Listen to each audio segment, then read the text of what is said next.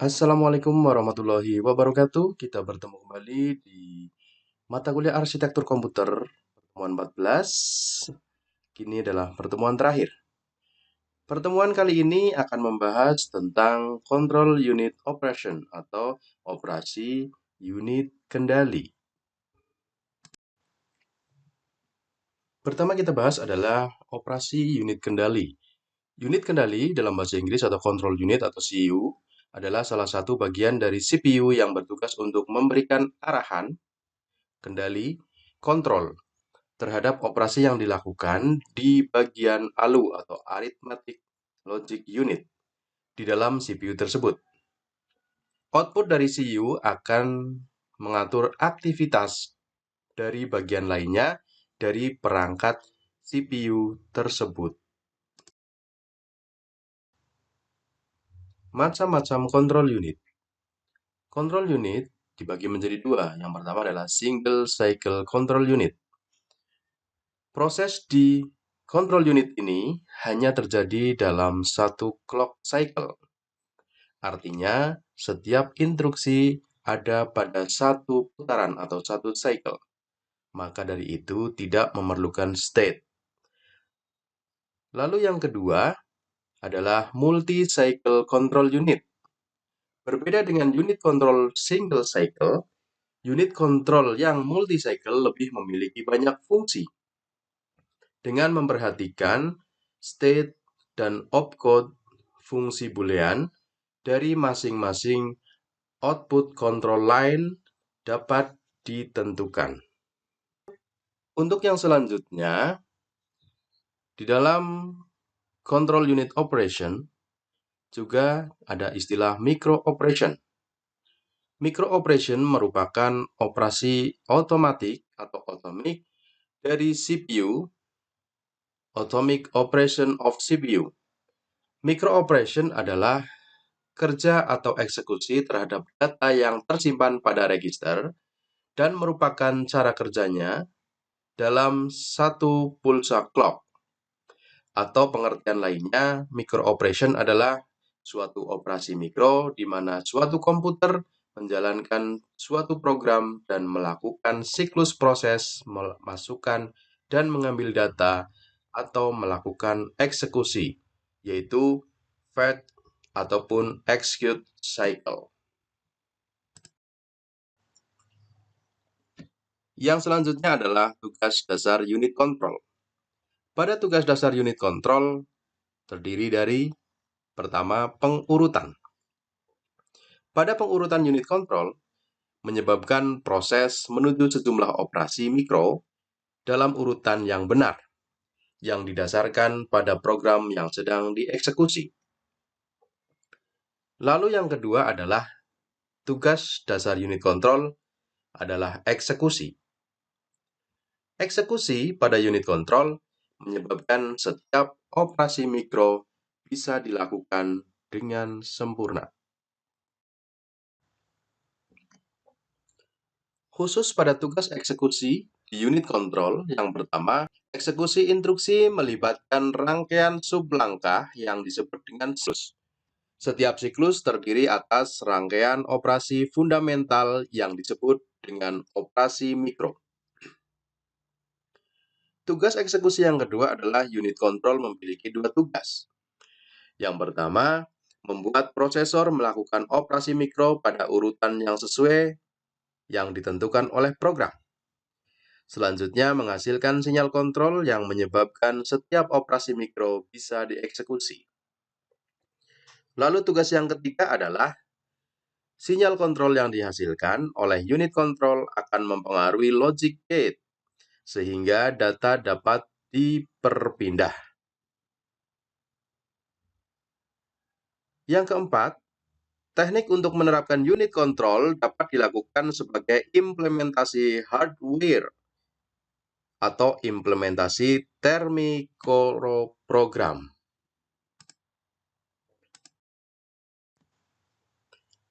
Operasi-operasi mikro operation meliputi siklus-siklus instruksi. Yang pertama, siklus satu instruksi dapat dianggap sebagai susunan sejumlah satuan siklus yang lebih kecil, Misal, fact executes di pipeline. Setiap satuan siklus kecil tersebut terdiri dari langkah-langkah operasi mikro. Yang kedua, kata mikro mengacu pada fakta bahwa tiap langkah adalah sederhana dan akan menyelesaikan operasi terkecil. Lalu yang ketiga adalah operasi mikro merupakan operasi prosesor yang fungsional dan atomik. Berikut adalah operasi mikro pada elemen-elemen eksekusi program. Yang pertama, operasi mikro siklus fact. Yang kedua, operasi mikro siklus fact tak langsung. Yang ketiga, operasi mikro siklus interupsi. Yang keempat, operasi mikro siklus eksekusi.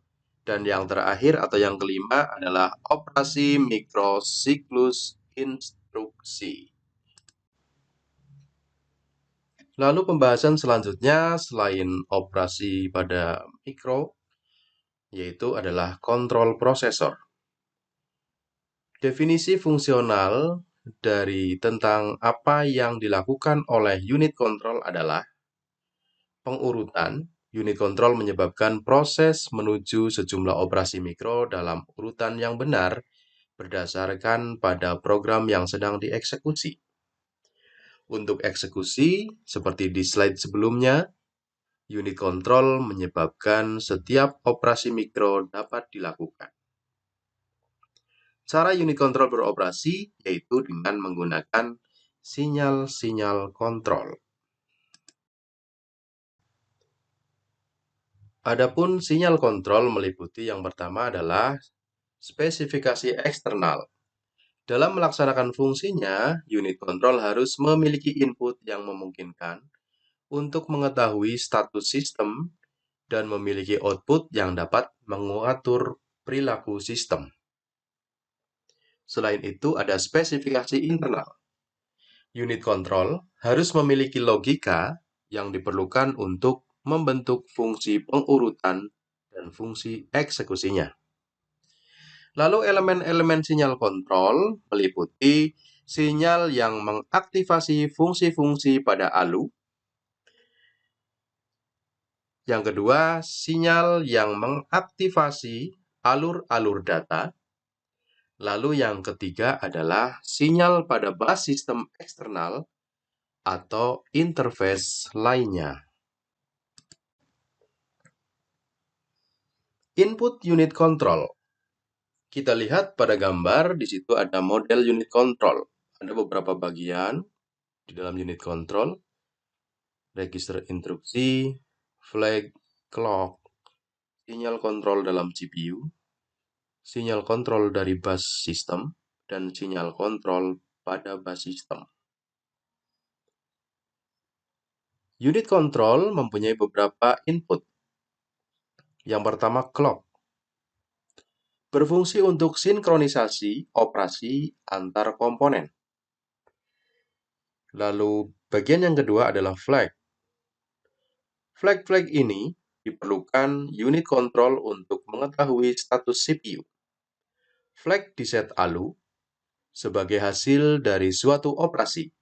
Misalnya, overflow flag di set 1 bila hasil komputasi melampaui panjang register tempat flag disimpan. Lalu yang berikutnya adalah instruction register. Menggunakan opcode untuk menentukan operasi mikro yang akan dilakukan selama siklus eksekusi. Lalu yang keempat atau yang terakhir adalah sinyal kontrol dari bus control. Memberi jalur ke unit kontrol untuk sinyal-sinyal tertentu seperti sinyal interrupt dan sinyal acknowledgement. Itulah jenis input pada unit kontrol. Berikutnya adalah implementasi unit control. Implementasi yang pertama adalah implementasi hardware. Pada implementasi ini, kontrol unit merupakan rangkaian kombinatorial. Sinyal-sinyal logika inputnya akan didekodekan menjadi sinyal-sinyal logika output yang merupakan sinyal-sinyal kontrol ke sistem komputer. Sinyal input tersebut merupakan input bagi unit kontrol untuk mengetahui status komputer. Sinyal keluaran yang dihasilkan akan mengendalikan sistem kerja komputer. Lalu yang kedua adalah N buah input, khususnya input biner, akan menghasilkan 2 N output biner. Setiap instruksi memiliki opcode yang berbeda-beda.